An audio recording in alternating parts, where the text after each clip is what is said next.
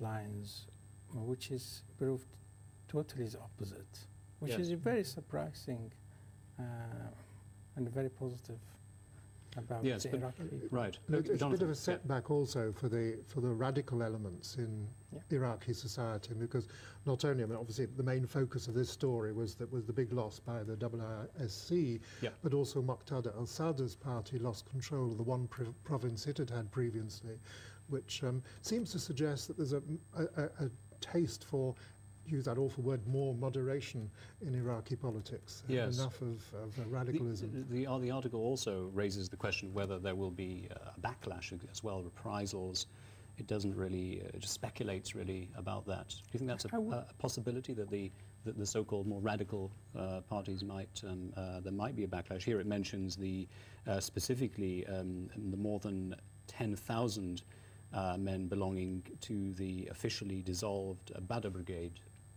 I doubt it, because they will be quickly isolated, because Iraq have had enough of bloodshed, and a lot of family lost, young people, and many homes been destroyed for no good reason, actually. So I think now Iraq have to start, getting its house in order to be a nation state again after many years, probably 50 years of divisions and killing. So I think it'll be very good, and will give the Americans a good reason to withdraw out of the country as well. Right. Okay. Yes. And presumably, but then does it provide a model for what to do in elsewhere? For example, I mean, obviously it's been 6 years since the controversial invasion. Does this election result and those incredible pictures, of course, women with the purple fingers, does this in any way exonerate or justify what happened back then and over in the intervening years? Jonathan? I think that would be putting it a bit strongly. The jury's out, basically, on how stable Iraq is, and historians will judge about whether it was a price worth paying. I think still most of us feel that it was the wrong way, even if in the end perhaps some of the results were positive. Okay, all right. Well, Do you let's, think yeah. it's a good test bed for the other Middle East countries to know that it failed, that people can vote and can choose and can decide their destiny, which is something haven't happened in the Middle East for for several decades, actually. Right. If you Okay. think of it, yeah. So you think it's a good test bed. You think the jury's out. Okay. Let's turn to the Times. Dumped by the road in no man's land, their plight ignored by all. Double-page spread here. This is actually in Friday's Times.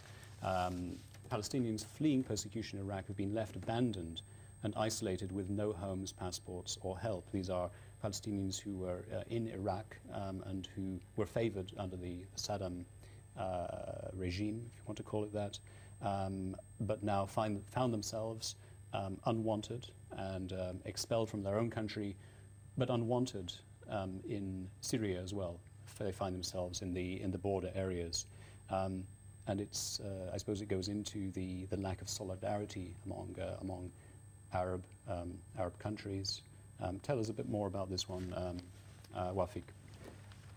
It's a big tragedy for the Palestinians. They really suffered a lot, and I think the Arab countries and the world community and Palestinian Authority should take some responsibility to help these people.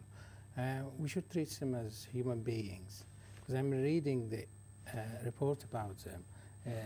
What you can do is 93 years old lady, to uproot her, to move her to somewhere else.